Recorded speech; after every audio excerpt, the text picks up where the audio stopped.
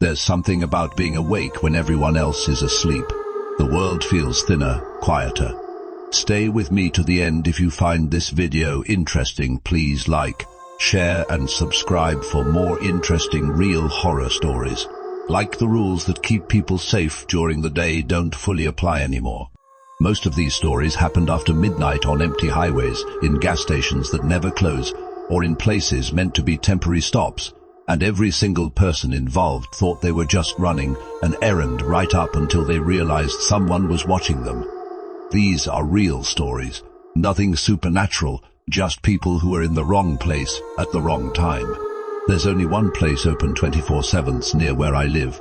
It's a quick stop off a local highway, about 25 minutes away if you're speeding, which I usually am. Out here, that's considered close, especially at 2 in the morning.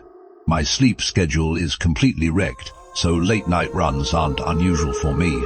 That night, I'd been coding for hours, locked into that zone where time stops existing. Hunger hit hard and fast, and by the time I noticed it, I was already grabbing my keys. The drive there was uneventful. The road was empty like always. Inside the store, I ordered a sandwich and started pacing the aisles while I waited. I have a hard time standing still, and the caffeine didn't help. That's when I noticed something that didn't make sense. At the end of one aisle, near the refrigerators, someone was sitting on the floor, not slumped, not leaning, sitting cross-legged, facing the fridge. At first, my brain tried to ignore it. Then I doubled back to make sure I hadn't imagined it. I hadn't. All I could see was a brown jacket and jeans. I wanted to see his face, just to confirm this wasn't some harmless situation, so I moved to another aisle and planned to glance around the corner quickly. The moment I did, he snapped his head toward me. The speed of it froze me in place. His eyes were wide, too wide. His lip was trembling, like his body couldn't keep still. His posture looked strained, twisted, like he wasn't actually relaxed despite sitting down. But the worst part was his expression. No anger, no confusion, just a flat, dead stare. We locked eyes for several seconds that felt way too long. Then I looked away and moved toward the counter, my heart pounding. While I waited for my food, I kept glancing toward the aisle he'd been in half, expecting him to appear beside me. He never did. I grabbed my sandwich and left immediately. I thought that was the end of it. As I pulled onto the highway, something moved in my peripheral vision. I glanced back and saw a man sprinting across the parking lot toward a pickup truck. Same jacket. He jumped in and peeled out.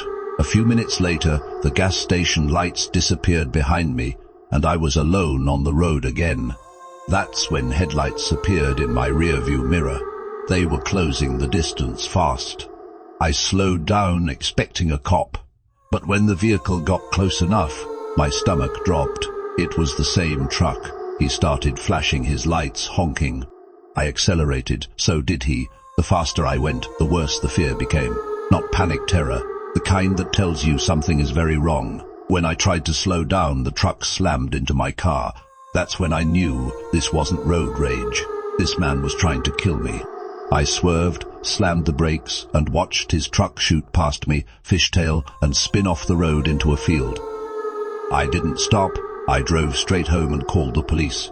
A week later, I still hadn't heard anything. I just know one thing: I don't go out for food late anymore.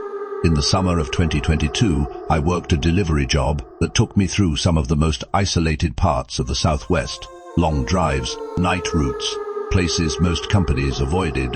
One night, I was driving through southern New Mexico around 1 in the morning when I saw a car pulled over on the shoulder, hazard lights flashing.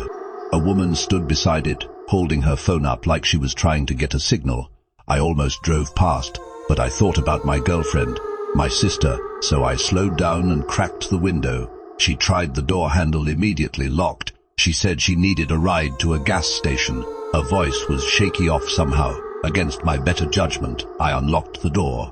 She got in fast. Her answers didn't make sense. She kept telling me to just drive. Then I glanced back. A man stepped out from behind her car. Another figure appeared in the road ahead, holding something long, maybe a bat. I floored it. The woman started yelling, digging through her purse. I drew my gun and rested it on the steering wheel. She froze. 30 minutes later, I dumped her at a gas station and forced her out. Later, I found a burner phone battery and zip ties shoved between the seat cushions. I never reported it, but I know one thing. That night could have ended very differently 3 years ago. My husband and I were driving cross-country. Late one night, we stopped at a tiny gas station in rural Kansas. I went inside to use the restroom. Inside the women's bathroom, I nearly collided with an older woman coming out of a stall. She stared at me, didn't say a word. She followed me to the sinks and just stood there, watching. I locked myself in a stall. Minutes passed. I heard the bathroom door open and close. Then I realized I could still hear breathing. Not mine. She'd pretended to leave twice. When I finally stepped out, the bathroom was empty. Outside, I saw her again, standing near the building, holding something sharp.